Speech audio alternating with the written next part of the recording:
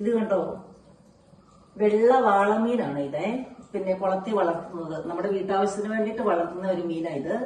പിന്നെ അക്വേറിയത്തിലിടാനും ഇത് നല്ലതാന്നാ പറഞ്ഞേ. അപ്പം നമുക്കിന്ന് ഇതിനെ നന്നായിട്ട് മുളകൊക്കെ ഇട്ട് കറി വെച്ച് നോക്കാം. ഞാൻ 2-3 ഗ്രില്ല് ചെയ്യുന്നത് കാണിച്ചിട്ടുണ്ടായിരുന്നു. അപ്പം നല്ല രുചിയുണ്ടായിരുന്നു അന്നേരം. അതിന് നല്ല ദശക്കട്ടിയുണ്ട് കണ്ടോ, നല്ല മീനാ. അപ്പം നമുക്കിതൊന്ന് എങ്ങനെയാണ് കറി വെക്കുന്നതെന്ന് കണ്ടു നോക്കാം. അപ്പം ഞാനിതിനെ ചെറിയ കഷ്ണങ്ങളാക്കിയിട്ട് മുറിച്ചെടുക്കുവാണ്. ഞാൻ ഈ മീനിനെ ചെറിയ കഷ്ണങ്ങളാക്കി ഞുറുക്കി എടുത്തിട്ടുണ്ട്. ഇതൊരു 1.5 കിലോ മീനുണ്ടായിരുന്നു തൂക്കി നോക്കിയപ്പം. അപ്പം അതിന്റെ തല ഇത് ഞാനിവിടെ മാറ്റി വെച്ചിട്ടുണ്ട്.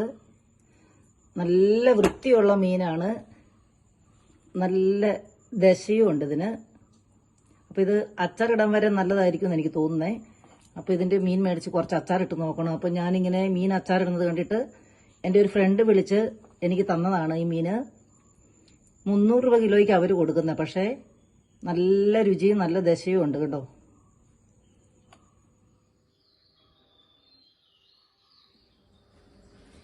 ഇത് ഞാൻ വാളമീന് കഴുകി വൃത്തിയാക്കി വെച്ചേക്കുന്നതാണേ. അത് കുളത്തിൽ വളർത്തിയ മീനാന്ന് പറഞ്ഞില്ലായിരുന്നു, ആ മീന്. അപ്പൊ അത് ഇങ്ങനെ നല്ല പീസുകളായിട്ട് നമുക്ക് കിട്ടിയിട്ടുണ്ട്.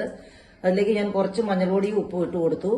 ഇനി ഞാൻ കുറച്ച് മുളക് പൊടി ചൂടാക്കിയതിലേക്ക് വാളംപുളിയുടെ വെള്ളം പിഴിഞ്ഞൊഴിച്ചിട്ട് അതും കൂടെ ചൂടാക്കിയതാണ് ഇതിനകത്തേക്ക് ചേർക്കുന്നത്.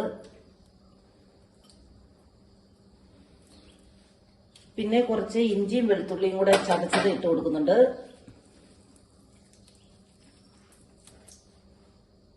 അതുപോലെ കുറച്ച് മല്ലിച്ചപ്പും കൂടെ ഇട്ട് കൊടുക്കുന്നുണ്ട്. ഇത് നമുക്ക് കുറച്ച് വെള്ളം ഒഴിച്ച് മിക്സ് ചെയ്തിട്ട് വേവിച്ചെടുക്കാം. കുറച്ച് കടുകും ഉലുവയും കൂടെ ചേർത്ത് കൊടുക്കാം നമ്മൾ ചൂടായ എണ്ണയിലേക്ക്. അത് ഒന്ന് മൂത്ത് വരുമ്പോൾ നമുക്ക് കുറച്ച് ചെറിയുള്ളി അരിഞ്ഞത് ചേർത്ത് കൊടുക്കാം. കടുകും ഉള്ളിയും ഒക്കെ നന്നായിട്ട് ചുവന്ന് വന്നിട്ട് നമുക്കിത് തീ ഓഫ് ചെയ്തിട്ട് ഇത് കറിയിലേക്ക് ഒഴിച്ചു കൊടുക്കാം.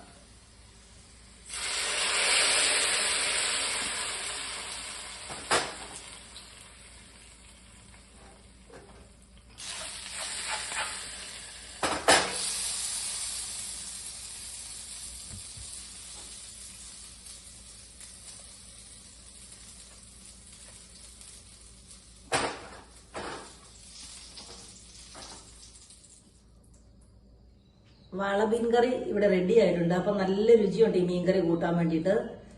ഒരു കഷ്ണം പോലും പൊടിഞ്ഞു പോകാതെ കിട്ടിയിട്ടുമുണ്ട്.